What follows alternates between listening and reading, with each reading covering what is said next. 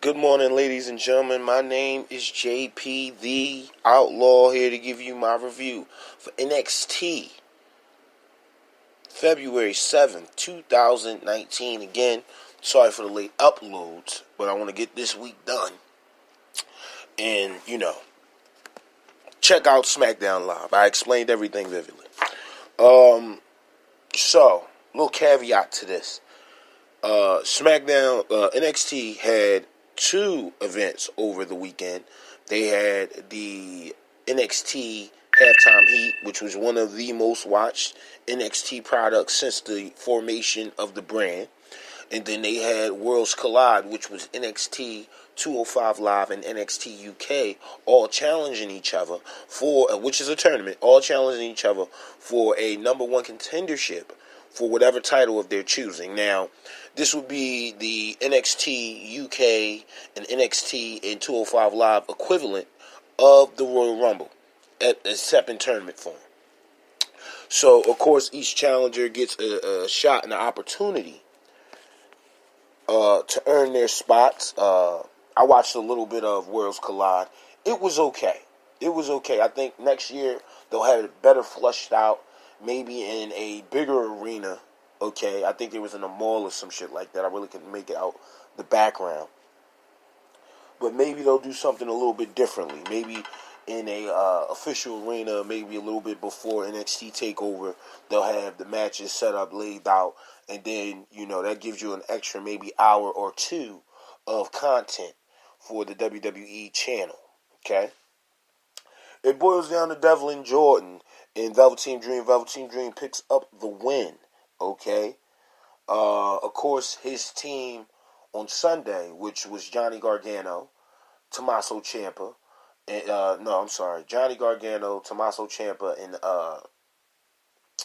Adam Cole versus Aleister Black, Velveteen Dream, and Ricochet. Velveteen Dreams his team took the loss here on Halftime Heat on Sunday. So, and that was a fantastic match. If you have some time, please watch it. I don't think that I could give it justice and throwing it out there verbally. A lot of flip-de-doos, a lot of super kicks. It was very worth the half an hour watch. It beats whatever we got on the Super Bowl. Mind you, if you watch the Super Bowl, you know exactly what the fuck I'm talking about. Now we can get into the show. Now that that's all explained. Johnny Gargano comes out to talk about his win, getting the North American Championship. Mind you, this is the first set of tapings after TakeOver Phoenix, so they pretty much pick up where they left off from TakeOver Phoenix weekend. The crowd is cheering on Johnny Gargano, calling him Johnny Champion. Out comes Tommaso Ciampa. Tommaso Ciampa talks about, I told you to follow my lead, and at the end of the night, we will be holding both of the top championships of this brand high above our heads. Johnny Gargano goes on to say, well, that's not what I want. Out comes Velveteen Dream. Now, I'm going to pause right there. That was a nice caveat to the storyline, the ever-arcing storyline of Johnny Gargano and Tommaso Ciampa. This has been going on for a year, damn near a year plus, going on 2 years now. So, with that being said, Johnny Gargano, I think, is in the mix of becoming the first ever Grand Slam champion on NXT. I think the person prior to doing this was Finn Balor. I think Finn Balor had the tag team championships and the NXT championship at the said time. So, Johnny Gargano here runs a chance of doing the same exact thing, being a former tag team champion with Tommaso Ciampa, having the NXT North American Championship, and just to make this story even a little bit better, give Johnny Gargano the NXT Championship at the next TakeOver event, which I believe is TakeOver Brooklyn 5, I think. Yeah, it should be. So, making him a Grand Slam, ending the decade-long rivalry between him and Tommaso Ciampa. We pick back up with the Velveteen Dream coming out. He talks about winning Worlds Collide, and he gets to challenge the champion. Now, he doesn't say flat out which champion he's going to challenge until the end of his promo. He walks up to Ciampa. He tells Ciampa, I'm over you. I'm done with you. I'm moving on to better things. He looks at Johnny Gargano, gets in his face in the middle of the ring, and tells Johnny that he'll be challenging him for his North American Championship. Okay? Johnny responds with he is Johnny Takeover, cuts a fantastic promo on Velveteen Dream. He's Johnny Takeover. No one can stop him. And, goes on to say that he will retain this championship. Now, Velveteen Dream's response is, well, which Johnny am I going to get? Am I getting Johnny Champion or Johnny Asshole? The crowd goes bananas. It starts cheering for Johnny Asshole and Johnny Champion. We get into our first match. One of the members of the Forgotten Sons, Jake Ritter, versus a jobber. Quick squash match here. They're still building the Forgotten Sons. I would automatically, after the crowd chants "Stay Forgotten," I have to change your name. Because I wouldn't do it right now. I would give it some time, take you off of TV for a little bit, repackage, and then throw you back out there. Now, granted, they didn't get it this week, which is great, because I think the tag team of Cutter and Blake is who received that type of chant. So, if that's the case, fine. We both know these guys are baby shit green in the ring. Maybe Blake not so much, but Cutter still needs a little bit of work. Like I said, decent squash match here, nothing to write home about. You have a backstage segment with Ricochet and Adam Cole, both looking to challenge Johnny Gargano for the North American Championship. They have some unfinished beef, and I think this would be their end cap.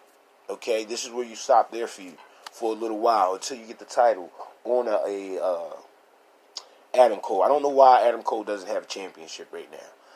If I'm thinking of who's taking the title off of Johnny Gargano after this whole Tommaso Ciampa thing, I'm going Adam Cole. Because I think Adam Cole had maybe one title shot against Drew McIntyre way back when. And that wasn't even televised. So, we'll leave it there. This pretty much sets up their match for next week. So, you'll get Ricochet versus Adam Cole next week sometime. I think Adam Cole is way better on the mic. Ricochet still looks like he's uncomfortable doing mic work. So, I would give him a little bit more time. Hence why you haven't seen Ricochet on TV cutting promos or so on and so forth. You had Drew Gulak versus Eric Barcel. Eric Barcel makes his debut, and this guy reminds me of a ravishing Rick Rude with just air guitar. Throw a little air guitar in there. He sells his gimmick. He's more of a entertainer than a actual wrestler, which is fine in this day and age of WWE. I think, he's one of those guys that would get called up automatically just based off of his charisma, not his in-ring work skills. So, I like what they're trying to do with him here. I think leave him down in NXT, get him real seasoned, as he goes up against those veterans, Drew Gulak, and I would put him up against a Cassius Ohno, and really get him some type of notoriety with the NXT crowd. As he builds his skill set, he can move on to at least challenge. I can see him being a fantastic challenger for a Velveteen Dream in the North American title picture, because I got Velveteen Dream winning the title from Johnny Gargano. No spoilers here. It never made sense for Johnny to win the title. So, if you're going to take it off of Johnny, who would you put it on? And I would have to say the best person to put it on right now, who's completely over, who can work the mic, is a Velveteen Dream. But, Eric Barcel puts me in a mindset of a Velveteen Dream as far as entertainment-wise. Velveteen Dream has gotten phenomenally better in the ring ever since, I would say, the six-man match for the NXT North American Championship, the first ever match that they had for it. Ever since then, Dream has advanced slowly but surely. So I would like to see more of that, and I would like to also see Eric Barcel make it to the Velveteen Dream level of just being this absolute nobody and just blowing up. And I think he has the charisma to do that. Drew Gulak is completely embarrassed after fighting Eric Barcel. He came down here to challenge actual contenders, actual talent. He goes on to fight Matt Riddle. Matt Riddle answers the challenge. Apparently, Drew Gulak wanted more bodies on his resume. Unfortunately, he was made a victim here. A fantastic submission match. If you guys are into submission wrestling, if you like what Pete Dunne does, if you like what a Marty Scurll does, you will love this match right here. Get Drew Gulak on NXT full time. Take him off of 205 Live. Okay, you've done it with the Lucha House Party and fucking Leo Rush. Who else they got up there? Mustafa Ali on SmackDown. I think it's time for Drew Gulak to go to NXT. And the rumors that I'm hearing that, Fox is looking for more WWE product to be on their channel once SmackDown Live moves over to Fox in, I believe, October. So if that's the case, NXT needs to stack this roster, which is already stacked. But you need a good balance of wrestlers and entertainers. And I think Drew Gulak is both. He's both at a very high level because he's entertaining, and not only is he entertaining, he has the wherewithal in the ring to bring out a great match out of anybody. And it doesn't hurt that he's from Philadelphia. Got to support the hometown team. You digging? But yeah, let's get Drew Gulak on the roster of NXT. Okay, I think he's wasting over there on 205 Live. Matt Riddle looking fucking fantastic here. His selling was phenomenal. Just a couple of submission holds that he tried to put him. I can't even explain it. Please go see this match. The submission hold was fucking fantastic from Drew Gulak. Okay, Matt Riddle. I like the character that they're having with Matt Riddle. Matt Riddle he's this calm, cool, collective guy outside of the ring, but when he gets in the ring, and he's about to put in his bro mission. As he get ready to put in the bro mission, something in him snaps. He hits the cat with furious elbows, and then puts in the bro mission lock. He did the same thing to Cassius Ohno. I like that character. Keep that. Build on that. Have him have that, Matt Riddle's a loose cannon inside the ring. Because I think that's what you want with a Matt Riddle character, with his MMA background and so on and so forth. We're moving on past that, because I could talk about Riddle. I think Riddle should be the WWE champion before next year. But that's my opinion. Anyway, moving on. You get Ricochet versus Adam Cole next week. And then the following week, you'll have Velveteen Dream versus Johnny Gargano for the North American Championship of NXT. So, Adam Cole, like I said, if Adam Cole takes a loss against Ricochet, I'm not really worried about that. Adam Cole and the rest of the Undisputed Era will get their time to shine. Now, I don't know if you move them up. I wouldn't put them on WWE TV. I would keep them exactly where they're at, make them the focus of NXT. My opinion. So we have the Sky Princess, the Pirate Princess, Bianca Belair, the EST of NXT, versus Shayna Baszler, Jessamine Duke, and Sharina Safir. Decent match here. Of course, Ori Sane picks up the win for her team. The story being told here is that Bianca, and it's all within her theme song. I'm against the world. I'm on my own. All this is in her theme song.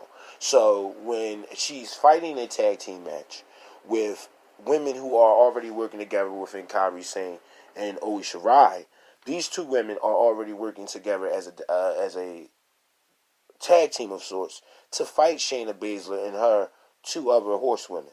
So Bianca Belair, she has this attitude of, I'll do it by myself, I can get the job done. And wholeheartedly, she damn near did. And, I bring you to the tail's end of this match. Bianca Belair, she hits a special move onto Shayna Baszler. Shayna Baszler, as after she gets beat up or whatever, Jessamine Duke and Shayna Safir comes out, attacks Bianca Belair. They kick her out the ring. On the other side, Oi Shirai, she quick blind tag, hits the Beautiful moonsault. Charlotte, please take note. Beautiful moonsault off the top rope to pick up the win for her team. The story being told here that Bianca can't. The story that's being told is Bianca can't do it without backup, and Bianca has to be able to accept backup. That's why you got that stare down between Bianca and Io Shirai towards the tail end of it. Bianca being the jealous athlete and knowing that she had to win, knowing that if the other women wasn't involved, just like at NXT TakeOver Phoenix, if the other women weren't involved, Bianca Belair would be your NXT Women's Champion. But because of the circumstances, she took an L here. Well, she got the win, but she didn't pick up the win herself. So it would have been more satisfying for her to pin a Sasha Baszler, Baszler versus over Shirai pinning Baszler. If I'm saying this right, if I confuse you in any type of way, let me know. Leave it down in the comments. But that's pretty much your NXT review. I will be back with news and rumors later today. Also, please check out the channel where I will be revealing our NXT, our All Elite Wrestling roster for the Mixer channel. If you not subscribed to the Outlaw on Mixer, that's your fault. That's your fault and your problem. Please check us out. I'll put it up there on all the social media sites: Facebook, Instagram, Twitter, Wrestling Amino. Check us out for the gameplay later today between 1 and 2.